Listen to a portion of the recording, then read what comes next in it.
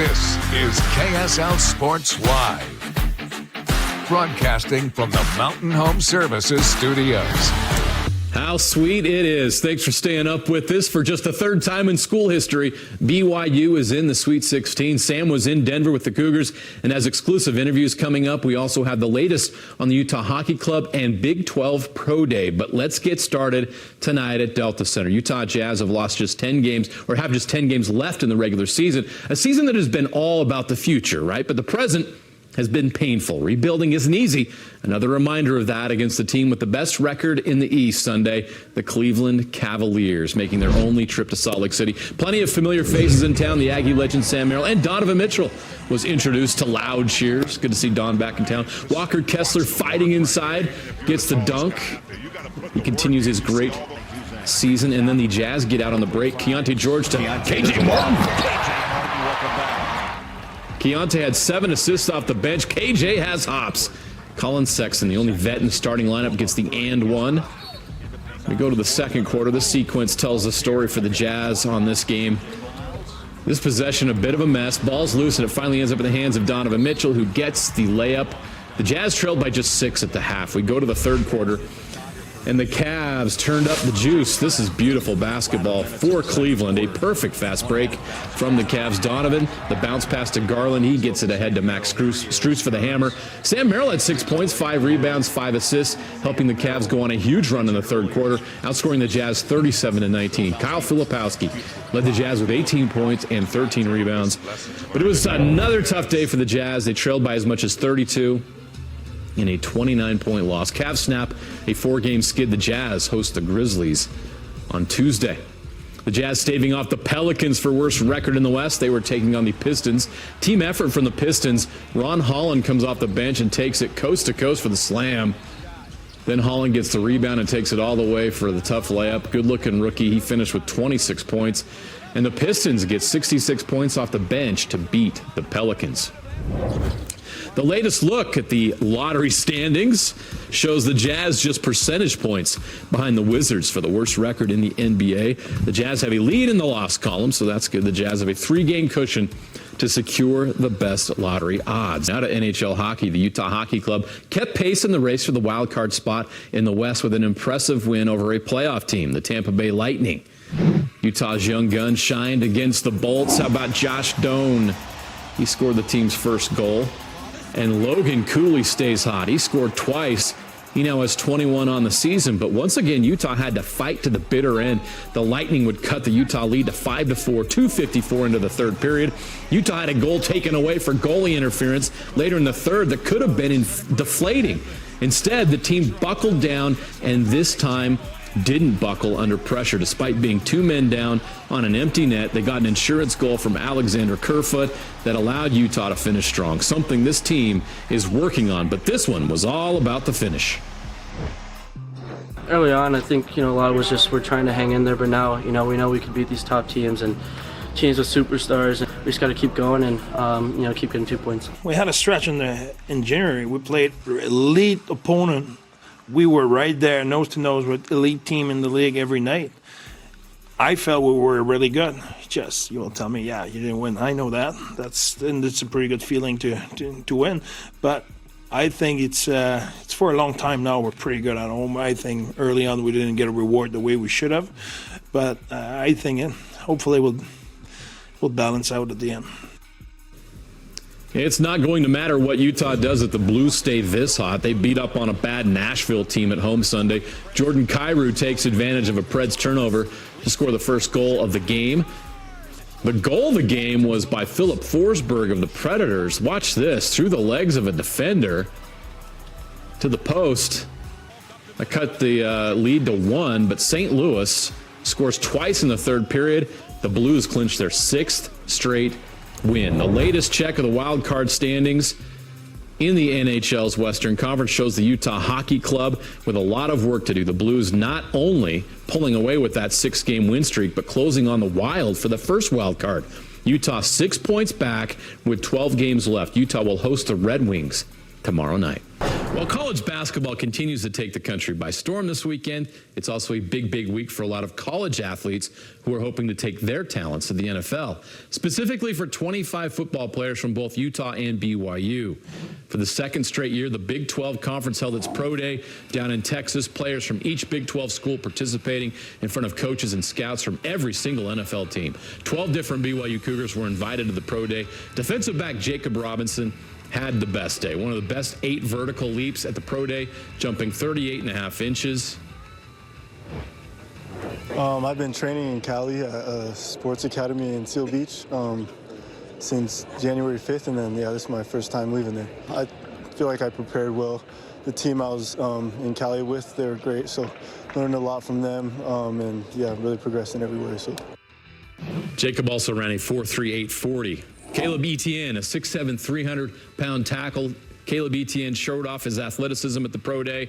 His 5.01 40 time was the third fastest among 33 offensive linemen. His 30-inch vertical jump, also third highest of the offensive linemen. And he was top 5 with 27 reps on the bench press at 225 pounds. And he had the best broad jump at 9 feet 6 inches. Etienne held in-person meetings with the Dolphins, Raiders, and Chargers, and had a separate virtual meeting with the 49ers as his draft status continues to strengthen. I've been up in Miami training at Bomberitos, just out there trying to get right and to, come out here and put on the show, obviously. But today had an early wake up and had to come out here and perform, and I felt like I did pretty good. Felt explosive, felt healthy, and just put on a great time. BYU defensive tackle John Nelson also stood out down in Frisco, Texas. He came into the week projected to be added as an undrafted player to a training camp roster, but the way he performed with some of the top players in the Big 12, his draft grade might be going up. He finished in the top 10 for D lineman in the 40, the vertical jump, the bench press, and the broad jump. I'd say it was great. Was really good to get out there and get tested and get our numbers officially tracked, and just had a great time here at the Cowboys facility. Really professional, and had a lot of fun. The University of Utah sent 13 players down to Frisco for the Big 12 Pro Day. One of the more intriguing prospects is tight end Caleb Lohner. He just wrapped up his 5th season of college hoops, but it was what he did last fall that has NFL scouts interested, playing as a tight end for the Utes. Just 4 catches for 54 yards, but all 4 were touchdowns. No surprise he had the top vertical and broad jumps of the Pro Day for his position. Add that to a 4.69 40, and it might be enough for an NFL team to take a chance on him in the draft. Defensive end Van Fillinger's combination of speed and strength have him projected as a potential day 3 pick in the NFL draft.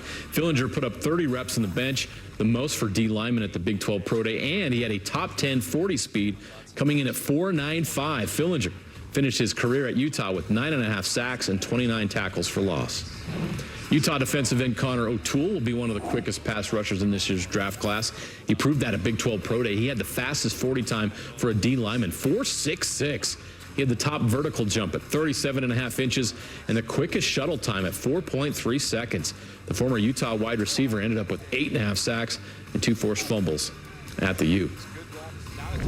BYU football has been going strong for a few weeks now, but now it's time for the Utes to get going. Utah opens spring football on Thursday. They'll hold 15 spring practices between now and April 19th, when they'll hit spring practices with that 22 forever game, as they usually do now. These next 4+ weeks of practices will be important for Utah's offense as they take the first reps in this new look offense that has offensive coordinator Jason Beck bringing to the U. It'd also be a time to build early chemistry with new quarterback Devin Dampier. Last year at New Mexico, Beck and Dampier led the Lobos to the 4th-ranked offense in the nation with 484 yards and 34 points per game. And what they're bringing with them to the U is already a breath of fresh air for the rest of the roster. I like this offense. That's what I'm going to say. This offense is really good. We have a lot of crafty players. Obviously, having Dev out there controlling the O is going to be a great thing. I love it. I mean, Coach Beck and his staff, they do a great job at moving things around. I mean, so many emotions. There's a lot going on. So I think it's going to be electric for sure. Oh, we'll see how it evolves. But, Devin Dampier, what he did last year. He put up some really good numbers, throwing the football, rushing the football. So it was a very prolific offense. But we'll see where it goes. I mean, obviously you want to play to the quarterback's strengths, which is what we'll do. And we know exactly what those are based on his production last year in this very offense. There's no question who the Ute starting quarterback will be when fall camp begins. Devin Dampier brings that true dual threat at his position, scoring 31 total touchdowns last season. What is more valuable than his athletic ability right now? It's his knowledge of Beck's offense. He, along with former Lobo running back Nakari Rogers, have been getting most of the early reps this week with a dual purpose, not only to build that chemistry with their new teammates, but also to help the rest of the team learn Beck's new system. It's been nice because you can throw them in there. They can take the first rep, and it gives a real positive image for everybody to watch and go, okay, that's kind of what it's supposed to look like, because they've been in that spot. So, yeah, they're in a way almost, you know, the little bit seasoned player that's pretty familiar with it. And, you know, to have Devin, who's completely versed in this offense and knows the intricacies of it, the ins and outs of it, is a big plus. Isaac Wilson's really done a nice job picking things up as well. He was looking good today as well. We have to take another short break. When we come back, we check in with BYU spring football. How does Jake Retzloff look? And Kalani Sitake wanted physical play in spring. He's getting it so far. And we check in on the first week of Utah spring football as well. That and more after this. BYU has wrapped up 4 weeks of spring football. It wraps up this coming week with the annual alumni flag football game on Friday at 6 p.m. at Lavelle Edwards Stadium. There's no competition for the starting quarterback at BYU. Jake Retzloff is the big man on campus, but spring is still an opportunity for him to improve and refine his craft. He would like to cut down on turnovers and become more efficient this season. And according to lineman Bruce Mitchell, he's showing improvement in practice. Jake looks good. He's going to be really good for us come this fall. You can tell he feels more comfortable in the offense. He's helping flip protections for us O-line. He looks really sharp. So I think that's a comfort level, is you've got a guy who knows the ins and outs of everything in the offense. I think that's been a comforting factor, is how sharp he's looked and just how comfortable he is in the offense. That helps us out as an offensive line. Kalani Sitake was willing to risk injury in order for his team to improve at blocking and tackling in spring. The Cougars, by all accounts, have come out of that unscathed. And according to lineman Bruce Mitchell, that increased physicality in spring has made the Cougars better. He's been impressed with the physicality of a defensive tackle named Keanu Tanavasa. It's been really good for us. We got a new D tackle. Don't know if anybody's heard about him, Keanu. He's making us interior guys a lot better. And so it's been physical, you know. A lot of people still want it. You know, we weren't satisfied with last season, and you can see it, that same determination. People are just trying to get better. Yeah, like it's been a physical camp in the trenches, and even outside our wide receivers, corners, safeties. Like, you know, we got good D tackles who are making us interior O linemen better. One thing that has made Utah football so good over the past couple of decades has been consistency on defense. That consistency carried over into year one in the Big 12. Utah's defense was one of the best in the conference despite that 5-7 record. The Utes had the second best scoring defense, allowing only 20 points per game. They were third in the conference, giving up just 329 yards per game. They were top 5 in rushing and passing defense and returned the most picks for scores in the conference last year. No matter how good Utah's defense has been, it still wasn't good enough. Defensive coordinator Morgan Scalley still sees plenty of areas that need improvement. I would say we weren't good enough in run defense last year. Not good enough in run defense. I don't know that we didn't have enough takeaways. So those two things are the biggest thing for us, the ability to flip the field, turn the ball over. We did some good things, first downs, third downs, but we got to take the ball away, and we got to be more stout in stopping the run. We want to dominate. Like, our mindset should be nobody crosses the 50, right? And when you come to Utah, like I said, you not only come to win football games, but you come to play really good defense. And so I feel like that's my approach. And obviously being a leader now, I think we're trying to take that approach to every practice. Last season was a rough year for Utah, especially for Kyle Whittingham. No one had more excitement and expectations than Kyle did in 2024. This team doesn't have to live up to that type of hype in 2025. Once again, Utah is in the comfortable position of being off the radar. And that, plus a bunch of change, has developed a different vibe this spring, and it's a vibe that Kyle is digging. A lot of juice and energy on this football team right now, and that was evident all throughout the winter conditioning, that this team really has a lot of positive energy, and that's a good thing. I think the infusion of a bunch of new players, a new coaching staff that's got a lot of energy, and so I think that is very apparent that that's a big difference from last couple of years. It's rather simple. We have reached into our past to develop our future. Without further ado, I want to introduce our 17th head coach of the famed Utah men's basketball program, Alex Jensen. The dream hire for the Runnin' Utes was introduced in front of fans on Monday as a new era of Utah basketball is set to begin. Watching both Utah State and BYU make NCAA tournament appearances the past couple of seasons while the Runnin' Utes have been left home is something the program doesn't want to experience anymore. So, after several years in the NBA, Alex Jensen is coming home, given the charge to help return Utah's basketball program to national relevance. He wants to use his NBA experience to improve the program, but also to develop genuine relationships with recruits, players, and their families that will make the program a top destination. He took several questions during his introductory conference at the Huntsman Center. One of those questions was one that allowed him to tell the fans what the Utes and what Utah wants to become under his tenure. It's going to be a tough, hard-nosed, competitive team that will make the fan base proud. I had conversations with all the players today, and it'll be with the changing landscape, it'll be a place where players want to come and play and want to be a part of, I think, after they're done playing. Utah fans are thrilled with Alex Jensen's hiring. The boosters are excited to hopefully see the return of championship basketball to the Huntsman Center. But one person that may be the most excited is football head coach Kyle Whittingham, who's pumped to have Jensen back up on the hill. I'm excited about Alex being here and got all the respect in the world for him, what he did as a player, what he's done as a coach since he's been here. And I'm excited to see what he does with that program. Another championship for the Red Rocks and top honors for two of their top gymnasts. All the details and highlights from the Big 12 championships next.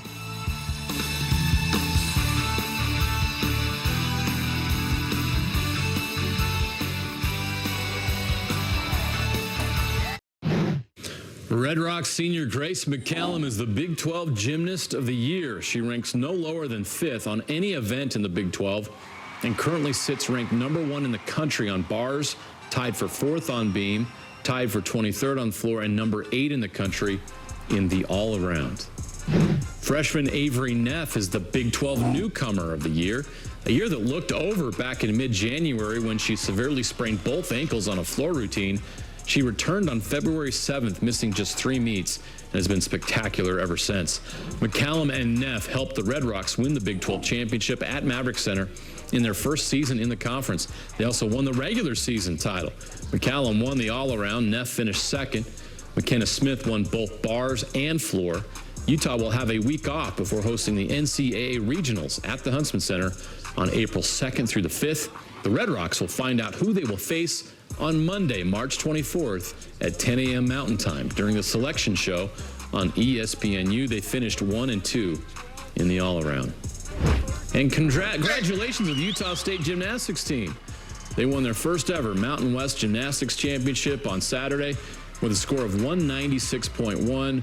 Brianna Brooks was named championship MVP. All right, a lot to look forward to this week. We are all over BYU in the Sweet 16. Don't miss Mitch Harper's coverage on KSLSports.com. You'll find exclusive interviews and coverage. Sam Farnsworth did a great job out in Denver. I'm headed to Newark, New Jersey. I'll be there Wednesday for that big game coming up against 2-seed Alabama. BYU trying to make the Elite Eight for the first time since 1981. We'll see if they can do it Thursday. Have a good week, everybody.